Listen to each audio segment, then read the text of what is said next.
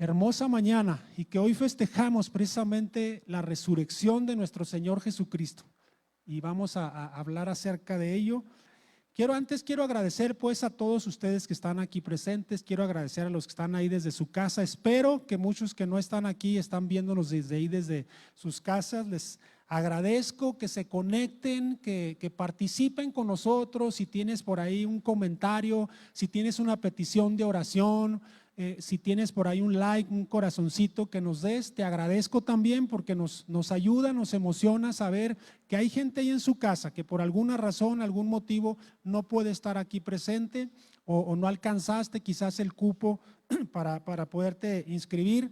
Yo sí te animo que hagas lo posible cada domingo por tratar de asistir, trata de inscribirte para tener un poquito más de control, pero ayúdanos desde ahí, desde tu casa también, con todos tus comentarios. Hay alguien ahí, personas pendientes de cualquier tipo de comentario. Y bueno, conocí a un joven, no se crea, eso fue el domingo anterior, pero ayer platicaba precisamente con los jóvenes esta importancia de la unidad. Y ya antes de comenzar realmente ya las últimas horas de Jesús hacia la cruz, hablaba o oró por ellos, capítulo 17 del Evangelio de Juan, hablaba o oró por los discípulos y les decía: Señor, que sean uno, Señor, que ellos sean uno. Varias veces menciona pues para que sean uno. Y a mí yo les comentaba ayer con algunos jóvenes del staff, les decía, me impresiona mucho cuando la Biblia, cuando la Biblia menciona esta frase: y eran como un solo hombre. En una batalla, en diferentes ocasiones cuando la Biblia habla eso, cuando se dice eran como un solo hombre, no había quien les ganara, porque ellos estaban conectados con Dios, ellos estaban totalmente inmiscuidos en la presencia de Dios y no había quien pudiera ganarles. Incluso cuando hay un hombre, un atleta muy bueno en su deporte, quizás que él lleva a cabo y él lo hace bien, no hay quien le gane. Hay muchos deportes que son individuales, que son muy buenos y realmente hay pocas personas que quizás que puedan ganarles, como no sé, un Usain Bolt o el nadador, ¿cómo se llama? Ya se me olvidó cómo se llama, un nadador. O sea, pocas veces alguien les puede ganar ese tipo de deportistas. Michael Phelps. Pero cuando son dos y han pasado tiempo juntos, igual, se hacen como un solo hombre, se mueven, se sincronizan y conforme el equipo va creciendo, la dificultad también va haciéndose mayor para que puedan trabajar, perdón, como un solo hombre. ¿Me ayudas con una pastilla, por favor? Estoy batallando un poquito con mi garganta. Ok. Y ora pues Jesús para que sean uno. Y enseguida anuncia, voy a hacer como una narrativa, ¿sí? Tenme un poquito de paciencia, no voy a estar, gracias. Es que así me pasó una vez, pero en lugar de pasarme una pastilla me pasaron un botón. Veas que a veces trae uno botón en las bolsas y dije, cuando se acabe la pastilla voy a terminar el sermón, y 3, 4 horas y no se terminaba el botón. Así que espero que me hayan pasado una Halls y no un botón de esos de abrigo, ¿verdad? Que a veces trae uno en la bolsa. Voy a hacer una narrativa. Ténganme un poquito de paciencia, pues. Voy a irme un poquito de acuerdo a la historia. Es difícil saber exactamente qué acontecimiento sigue del otro, pero vamos a ir entre los 4 evangelios. No voy a ir mencionando citas, sino solamente tocando diferentes acontecimientos en esta narrativa. Enseguida pues en la historia, después de orar por los discípulos, habla con Pedro. Todos estaban muy emocionados: Jesús, vamos a estar contigo. Pero Jesús le dice especialmente a uno de los discípulos, a Pedro: Pedro, no te enaltezcas demasiado, me vas a negar, no 1, 2, 3 veces me vas a negar. Antes de que cante el gallo, la tercera ocasión me vas a negar. Antes de que cante el gallo era conocido como la tercera parte de la noche. Para los judíos aproximadamente a las 3 de la mañana es lo que estaba diciendo Jesucristo. Dijo: antes de que cante ese último gallo, me vas a negar. Después de eso se van a orar a un huerto llamado el huerto de Getsemaní. Significaba como la prensa de aceite. Invita a los discípulos con él a orar, especialmente a 3 de los discípulos. Le dice: vamos un poco más adelante. Le dice: aquí esperen y oren juntamente conmigo. Qué importante, ¿verdad? Cuando Jesús estaba invitando a estos discípulos: oren, apóyenme en oración, porque viene un tiempo difícil. Ya Jesús les estaba anunciando todo lo que venía, pero no lo habían acabado todavía de entender. Y él estaba triste hasta la muerte. Así es como menciona algunos de los evangelios. ¿Has experimentado ese tipo de tristeza? Triste hasta la muerte. ¿Y cómo ora? Señor, dice: si quieres, pasa de mí esta copa, pero no se haga mi voluntad, sino la tuya. Jesús estaba orando de esa manera tan triste, tan adolorido, no tanto por el dolor físico aún todavía, sino por lo que estaba experimentando, tanto que su sudor dice que eran como grandes gotas de sangre, no necesariamente sangre, pero era sangre mezclada con agua. Es cuando algunos vasos pequeños, muy pequeños, muy minúsculos, empiezan a romperse y empiezan a hacer combinación con el sudor, y por eso era que el sudor eran como grandes gotas de sangre, representando una intensa agonía mental. Y los discípulos, tan cansados del día, tan agotados, que no pudieron mantenerse despiertos. Por más que intentaban, por más que se abrían los ojos, se quedaron dormidos. Una ocasión, 2 ocasiones. La tercera ocasión Jesús les dice: saben que ya, descansen, porque la hora ha llegado. ¿Qué sucede en ese momento? Inmediatamente escuchan algún ruido y vienen algunos de la guardia, algunos soldados. Dice que una compañía de soldados, que pudiera llegar a ser, la mayoría piensan que no era así, hasta 600 soldados. La mayoría piensan que en realidad eran menos, pero eran suficientes soldados para ir y apresar a este Jesús, presionados por todos los sacerdotes, todos los fariseos, todos los judíos principales de Jerusalén. Vienen a arrestarles. Judas ya había hecho un trato con ellos. Judas ya había hecho un convenio por 30 piezas de plata. Todo esto estaba ya predicho con anterioridad. Jesús les dijo: cuando lleguemos a ese lugar, yo le voy a dar un beso. Eso pues se conoce precisamente como la traición precisamente de Judas. Cuando llegan a este lugar, Jesús lo primero que les pregunta: ¿a quién buscan? Pues a Jesús. Y les dice Jesús: yo soy. Fíjate esa gran palabra, yo soy. Desde el Antiguo Testamento, cuando le preguntan a Dios: oye, y si nos preguntan quién nos envía, ¿qué les dijo Dios? Díganle: yo soy, los ha enviado. Y cuando esta frase menciona a Jesús, dice yo soy, los soldados se van de espaldas y se vuelven a levantar como medio asustados. Pues ¿qué pasó? ¿Y a quién están buscando? Ya dijimos que a Jesús, como un poquito contrariados, se acerca pues Judas, le da el beso. ¿Y qué le pregunta a Jesús? ¿Con un beso me entregas? Judas, ¿con un beso realmente me estás entregando? ¿Qué hace Pedro? Inmediatamente saca su espada y ataca a uno de los soldados, le corta la oreja. Malco se llamaba, era un siervo del sumo sacerdote. Y Jesús le dijo: no, Pedro, no es así, no es con espada. Toma la oreja, si es que cayó, quizás solamente la cortó una parte, y Jesús la reinstala, la pone en su lugar, lo sana. Pero se hace un alboroto todo mundo empieza a correr y Jesús les dijo, ok, llévenme a mí, pero dejen a estos discípulos solos, dejen que se vayan a su casa. Y los discípulos, ¿qué creen? No, no, Jesús, ya te dijimos que estamos contigo. No, patitas, ¿para qué las quiero? Se fueron corriendo, huyeron todos los discípulos y solamente se llevaron a Jesús.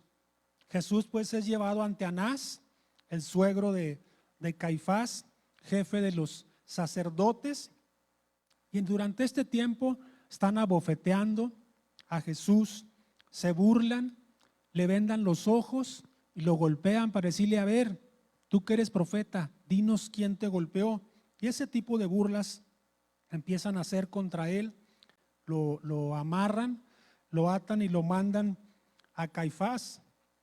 Solo Pedro y otro discípulo menciona el Evangelio de Juan, pero todos sabemos o se sabe que era el mismo Juan. Realmente Pedro pues y Juan lo siguen hasta el patio donde lo llevaron a Jesús, aunque Pedro no puede entrar al lugar, porque Pedro era un poquito más temeroso y Juan se cree que él tenía una casa ahí en ese lugar y él conocía a la portera, los que estaban ahí en el patio, y Juan pudo entrar hasta el lugar, pero Pedro se queda afuera.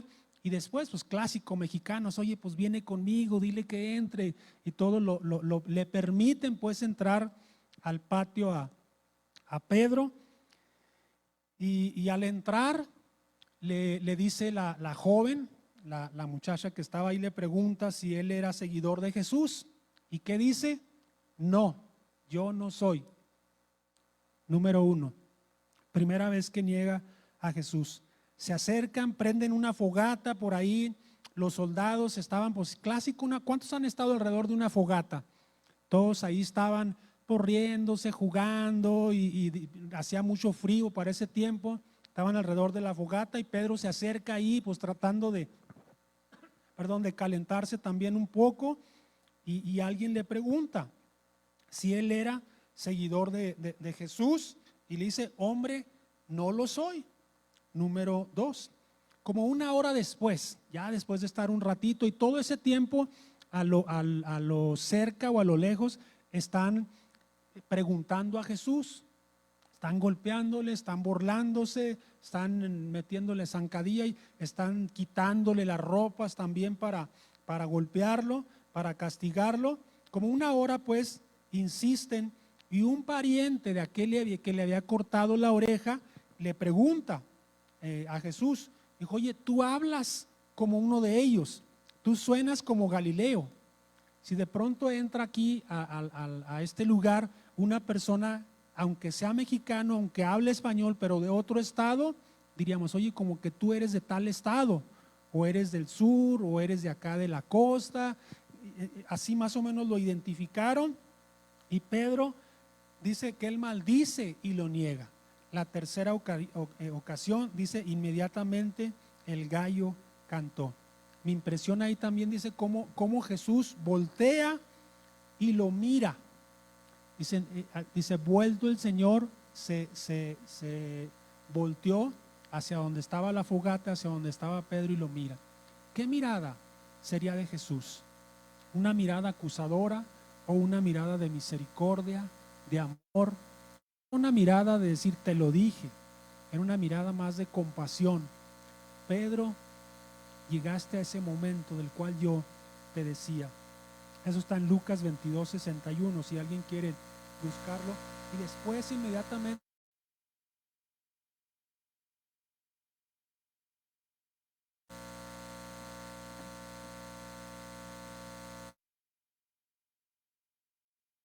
sí.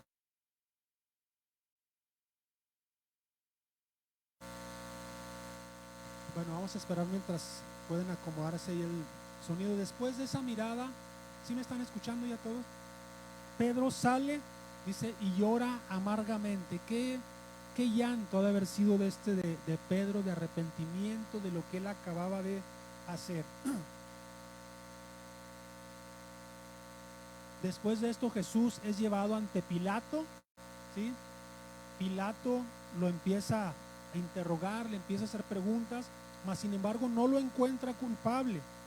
y se maravilla de este Jesús, de lo que estaba haciendo. Incluso la esposa de Pilato menciona a uno de los evangelios que le quiere persuadir. Dice: oye, ten cuidado de lo que haces con este hombre porque he tenido algunos sueños. Cuidado con lo que haces con este hombre. Bueno, Pilato lo manda a Herodes por ser Galileo, lo lleva ante Herodes, reconoce de alguna manera la autoridad de Herodes. De hecho, hasta se hacen amigos nuevamente. Parece ser que habían tenido por ahí algunos problemas entre ellos. Y Herodes, todo un personaje, se emociona de alguna manera de verlo. Gracias. Se emociona de verlo, pero solamente para hacer burla nuevamente de él, de Jesús. Y Jesús, en silencio, no le responde a las preguntas a Herodes.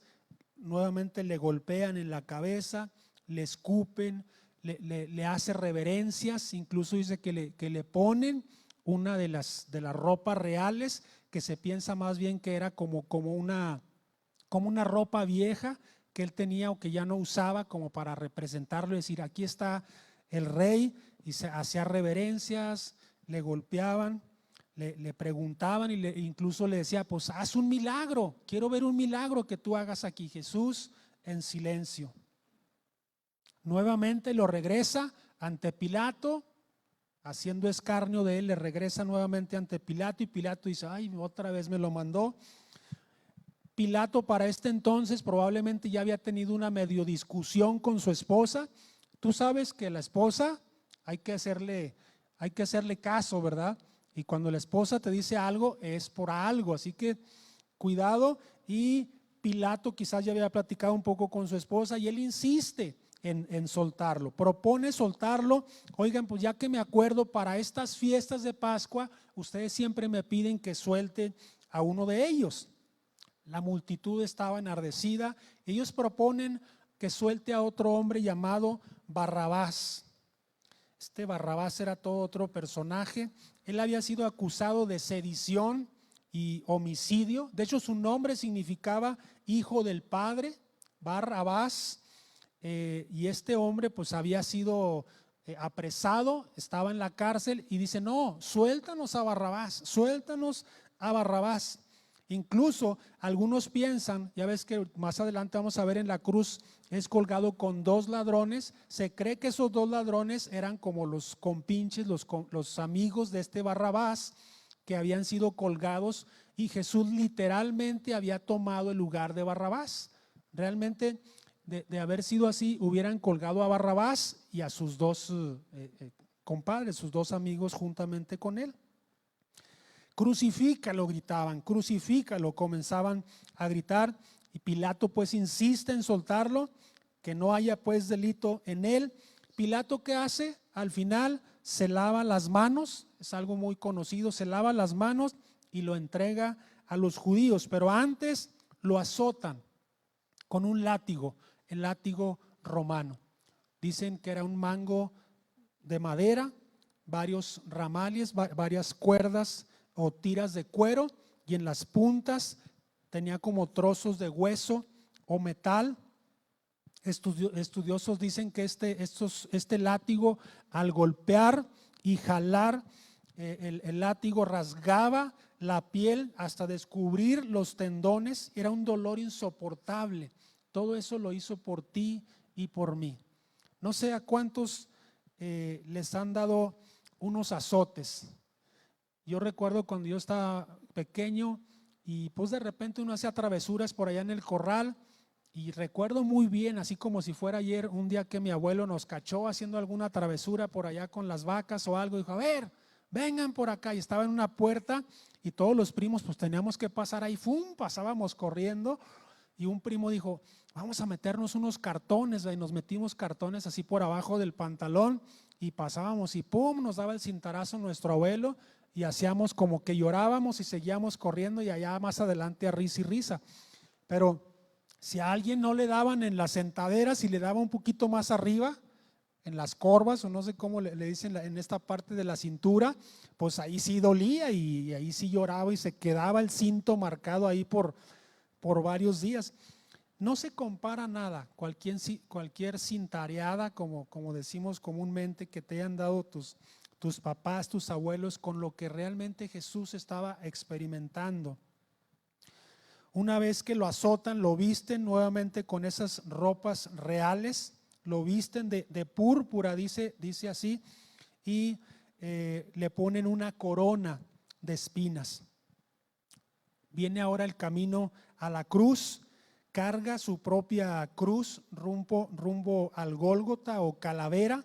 Algunos decían que era como si fuera una calavera, o calvaria en latín significa, y es ayudado por Simón de Cirene durante ese transcurso. Algunos piensan que le ayudó, algunos piensan que él realmente la cargó o que solamente fue algún momento, pero antes ponen un título en la cruz: Jesús Nazareno, Rey de los judíos. Y esto causó como cierto estorbo a los judíos. Dijo, no pongas eso, que Jesús es Rey de los judíos, ponle, Él dice ser Rey de los judíos. Dijo, así le puse y así se va a quedar. Fue lo que les dijo Pilato. Lo ponen en 3 idiomas, en hebreo, en griego y en latín.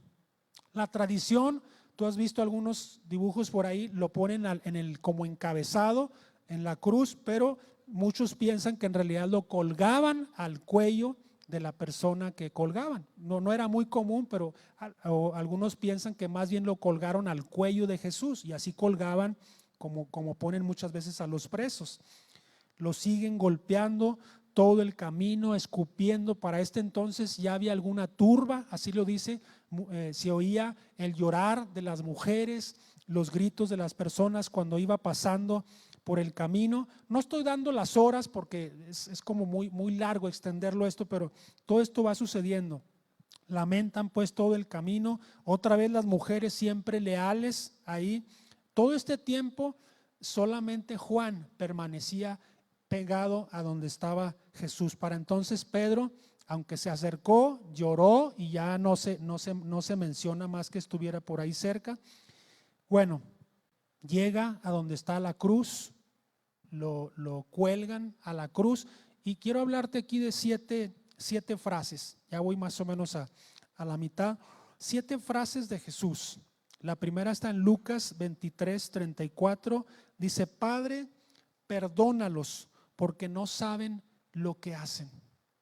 Qué frase de Jesús: perdónalos porque no saben lo que hacen. Qué amor de Jesús por ti, por mí, por esas personas que literalmente le estaban matando. Hacer eso por los enemigos, porque realmente dice otro verso en Santiago 4:4 que la amistad con este mundo nos constituye enemigos de Dios. Digo, yo puedo hacer cualquier cosa y lo digo, y no realmente lo digo, lo haría por un miembro de mi familia. Yo daría mi vida por cualquiera de mis hijos, yo daría mi vida por mi esposa. Yo creo que tú estás diciendo, pues yo también. A lo mejor yo daría la vida por alguno de mis amigos. Y se está ahogando Manuel, pues me meto a nadar, y aunque yo me muera, pues a lo mejor lo haría, ¿sí? Porque son mis amigos. Pero si alguien es mi enemigo, yo diría, ay, pobrecito, se está ahogando, mira, pues Dios lo tenga en su santa gloria, ¿verdad? Pero es difícil poder hacer algo por un enemigo. Realmente Jesús estaba haciéndolo eso por ti y por mí, que automáticamente nos constituíamos enemigos de Él. Y sin embargo, Él dice, Padre, perdónalos porque no saben lo que hacen. Lo están haciendo en una total ignorancia. Segunda frase, Lucas 23:43. Dice, de cierto te digo que hoy estarás conmigo en el paraíso. Estaban 2 ladrones, uno a su izquierda, otro a su derecha, y empiezan ahí a discutir o a hablar de alguna manera con Jesús.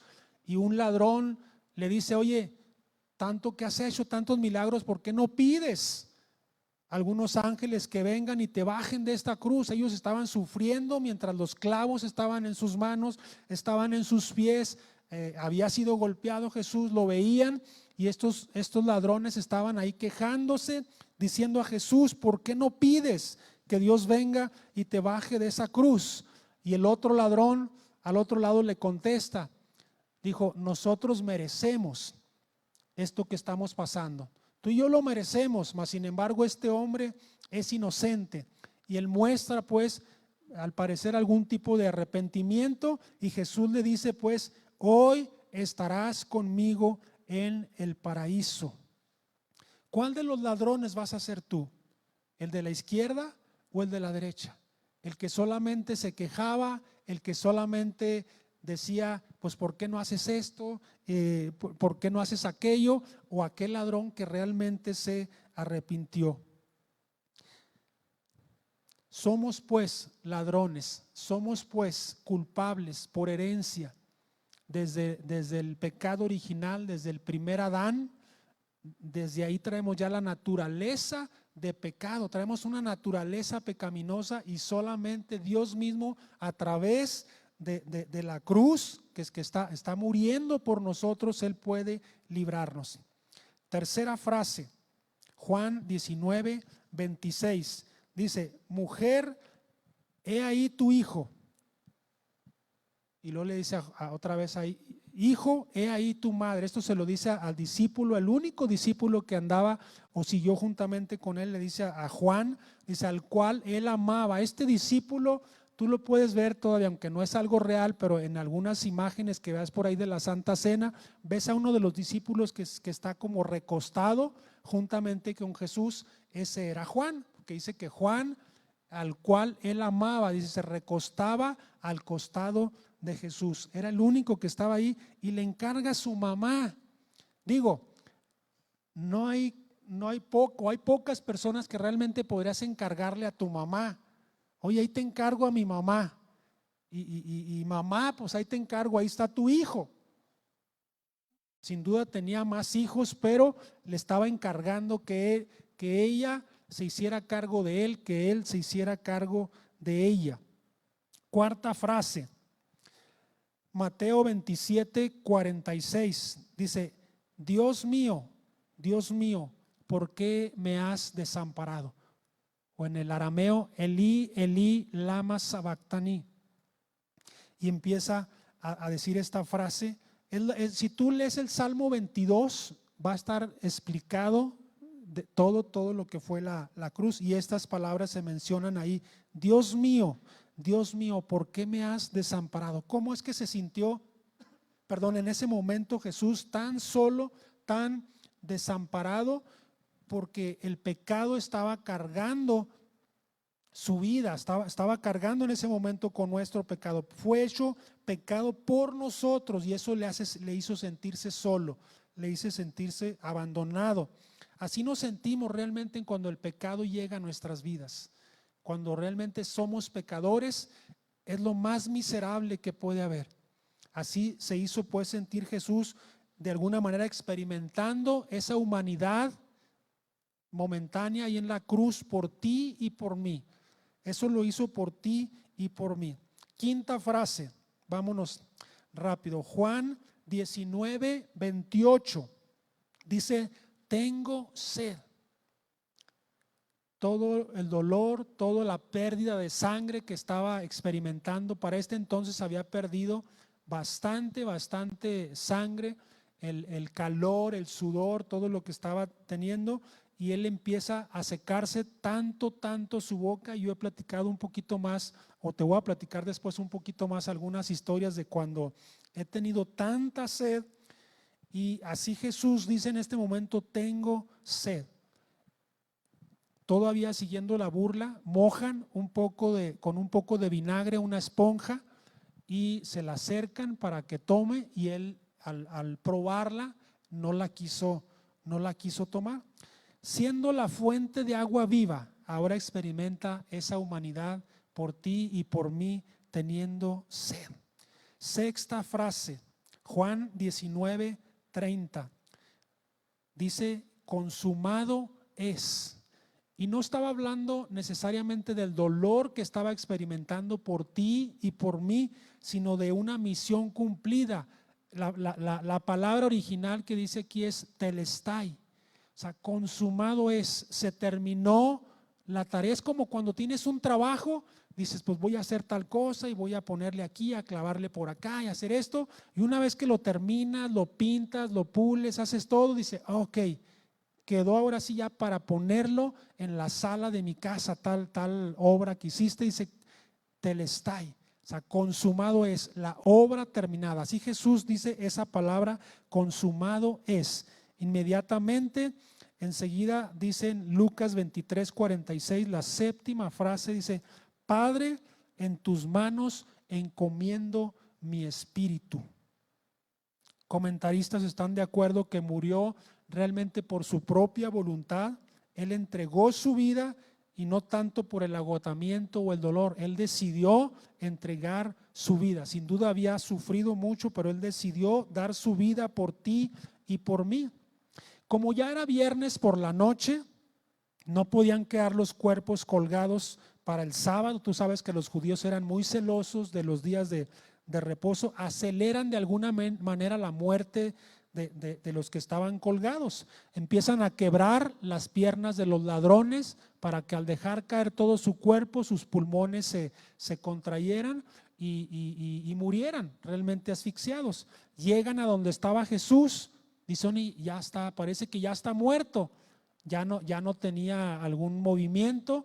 Toman una lanza y lo traspasan en un costado y sale ¿qué? Agua y sangre. Nuevamente señal de que había muerto por un paro cardíaco, que había muerto realmente por el dolor que estaba experimentando. Te voy a leer una frasecita por aquí que me encontré. Se cree que Jesús no murió por agotamiento, ni por los golpes, ni por las 3 horas que duró la crucifixión aproximadamente, sino que murió por las terribles experiencias físicas y emocionales que literalmente le produjeron el rompimiento del corazón. La sangre del corazón se mezcló con el líquido del pericardio que rodea el corazón. La lanza del soldado rompió el pericardio y brotó la mezcla de agua y sangre. Eso fue médicamente lo que sucedió. Y viene enseguida aquí un verso que quiero que leamos todos juntos. No sé si lo van a poner ahí en las pantallas. Mateo 27, versos 51 al 54. Lo leo, dice, y he aquí, el velo del templo se rasgó en 2, de arriba abajo, y la tierra tembló, y las rocas se partieron, y se abrieron los sepulcros, y muchos cuerpos de santos que habían dormido se levantaron y salieron de sus sepulcros. Después de la resurrección de él, vinieron a la santa ciudad y aparecieron a muchos. El centurión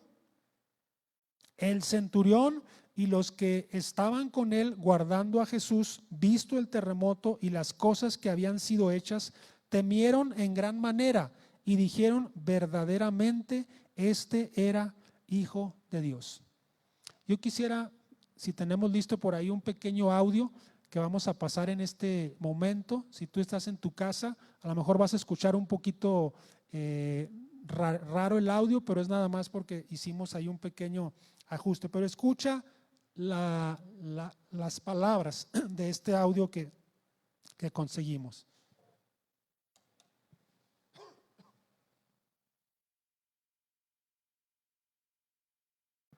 Vamos a tener un poquitito de paciencia, me avisan.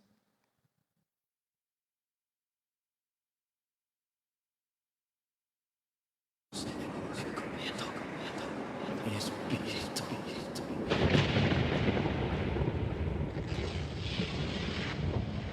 Realmente fue impresionante sus últimas palabras en la cruz. Siempre que este hombre hablaba, sucedían cosas extrañas. Pues yo vi mucha gente que fue sanada por él, aunque a nosotros los soldados romanos nos prohibían hablar de estas cosas. Yo estuve parado junto a esa cruz y la verdad no quería estar ahí, porque cuando volteaba para ver a Jesús, su mirada me hacía sentir y pensar que yo debería estar en su lugar. Él no me veía con odio, sino que a pesar del gran sufrimiento que padecía y de su expresión de agonía, Él me miraba con amor. Y aún no alcanzo a entender por qué Él decía palabras como, Padre, perdónalos porque no saben lo que hacen. En mi interior yo le decía: vamos, si eres el Hijo de Dios, ¿por qué no bajas de esa cruz? Porque si dicen que no has conocido pecado, mueres por los pecadores y los presentas justos ante tu Padre, cuando creo que el único justo eres tú. De pronto me di cuenta que mi cuerpo comenzó a temblar, porque parecía que Él escuchaba mis pensamientos. Y mientras por su cuerpo desfigurado corría la sangre, Él me decía con su mirada: si no bajo de esta cruz, es por amor a ti. Te alabo, te exalto, Cristo Jesús, pudiendo bajar de la cruz, tú preferiste morir en obediencia al Padre por amor a mí. Te adoro, Cordero de Dios, me rindo ante ti y hoy crucifico mi ser. Sé tú hoy en mí, en obediencia al Padre yo te serviré por amor a ti.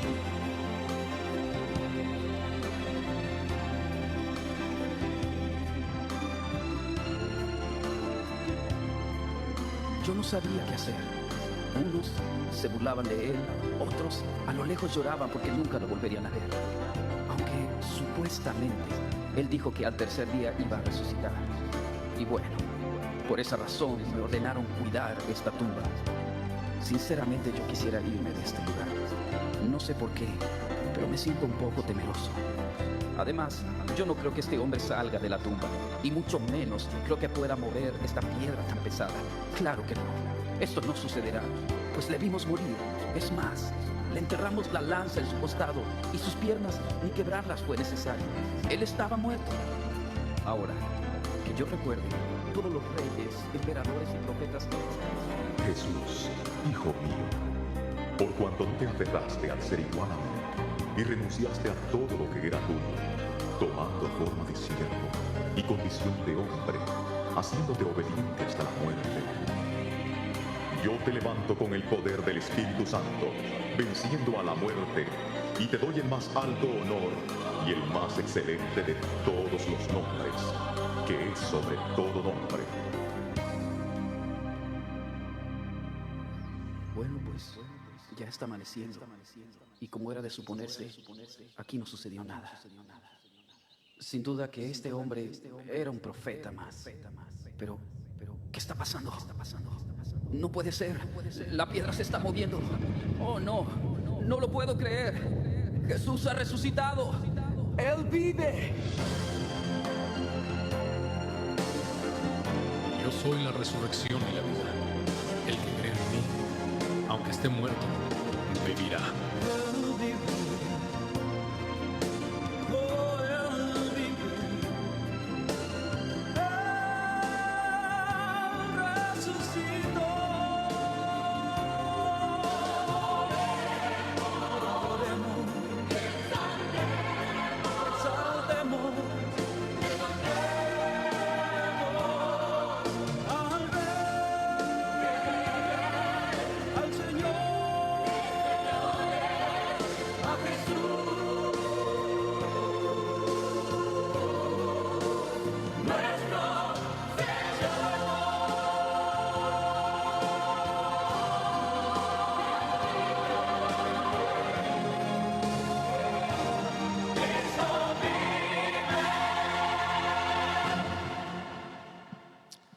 Amén.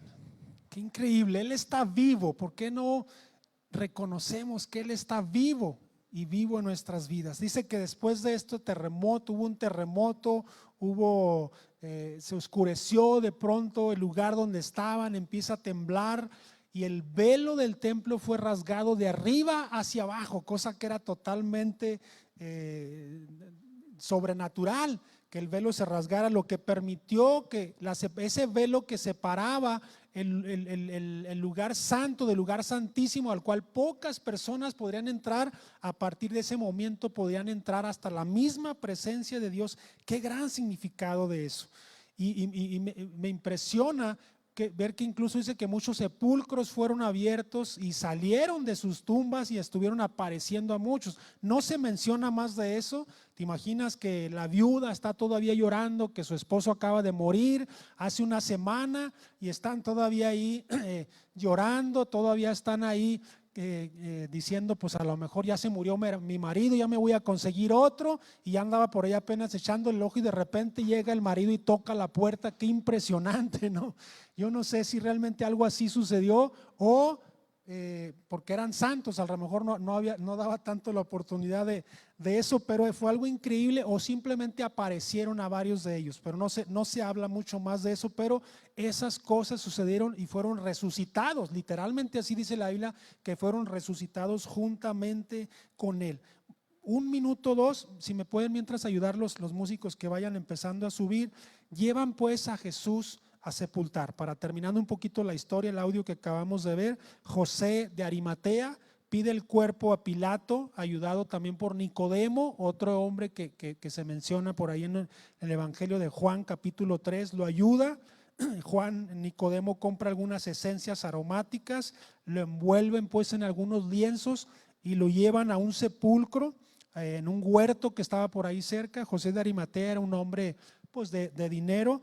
Compra, se supone que ya había comprado ese huerto y ahí había un sepulcro nuevo, dice que nadie había usado, y lo sellan con una gran roca y ponen una guardia, ponen vigilantes para que no pase nada, y esa piedra aparte necesitaban varios hombres para moverla y vigilar que nadie se acerque. Pero llega el domingo.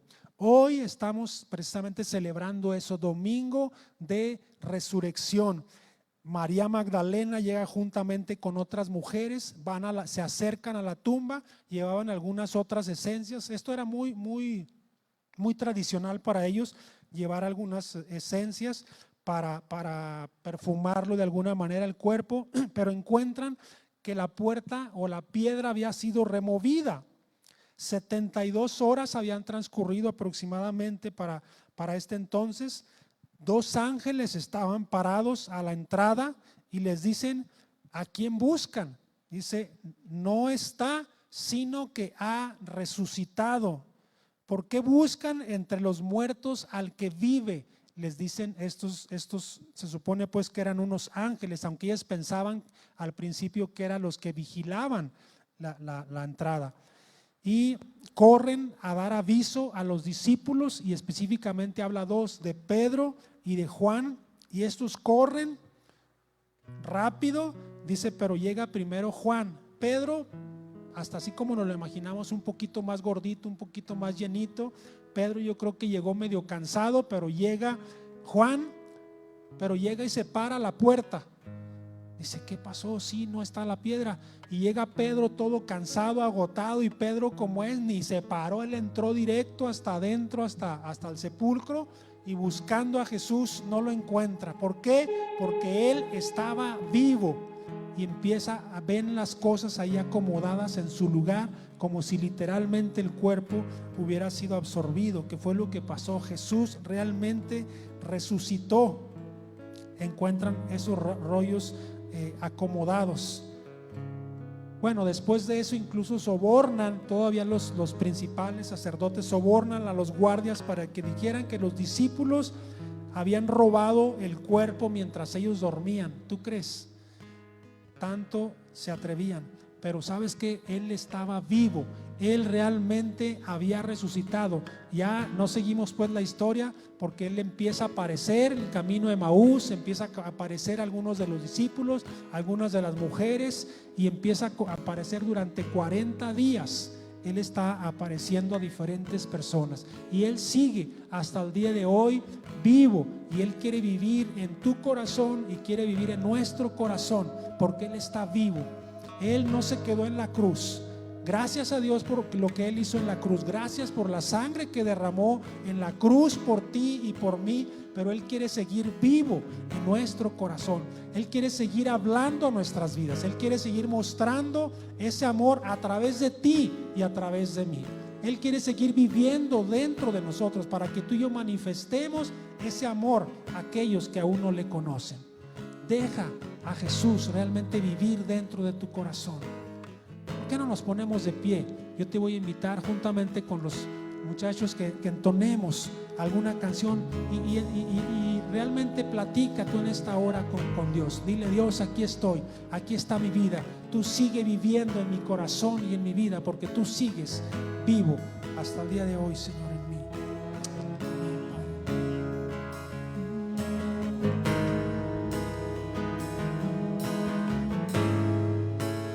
Ven a adorar al que resucitó, la luz del mundo que nos rescató. No hay otro nombre igual, no hay otro nombre igual. Cristo nuestro Dios, oh, el vencedor que a la diestra está. Ante su trono montes caerán. No hay otro nombre igual, no hay otro nombre igual. Cristo nuestro Dios, oh, con tu poder se rompen cadenas, cantará el cielo y la tierra. Santo eres Jesús, santo es su nombre. Cristo, Cristo, Cristo, con tu poder rompen cadenas, cantará el cielo y la tierra. Santo eres Jesús, santo es su nombre. Cristo, Cristo, Cristo. Ven a adorar al que resucitó, la luz del mundo que nos rescató. No hay otro nombre igual, no hay otro nombre igual. Cristo nuestro Dios, oh, el vencedor que a la diestra está. Ante su trono montes caerán. No hay otro nombre igual, no hay otro nombre igual. Cristo nuestro Dios,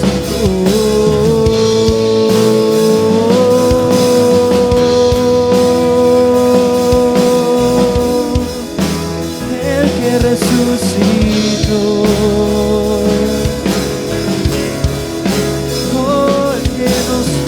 Perdonó, nos salvó.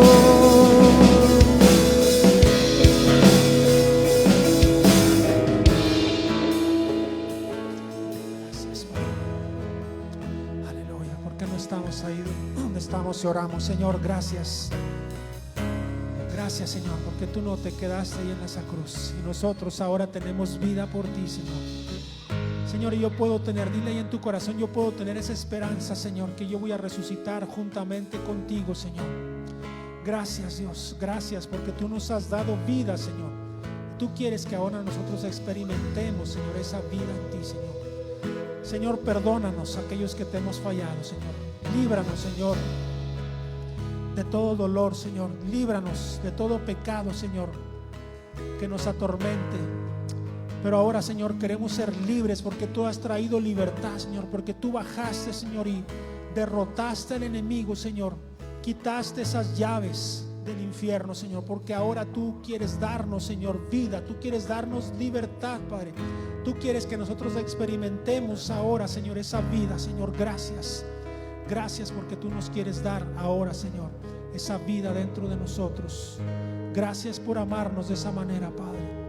Amén, amén, Padre, gracias. Aleluya, gracias. Amén. Gracias.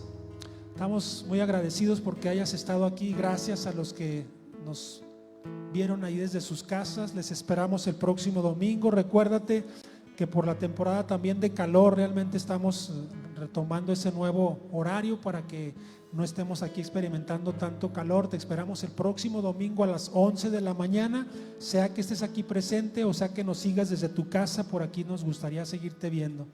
Ten una excelente tarde, un fin de semana, y sigue disfrutando de este tiempo de la presencia de Dios. Dios te bendiga. Amén. Amén.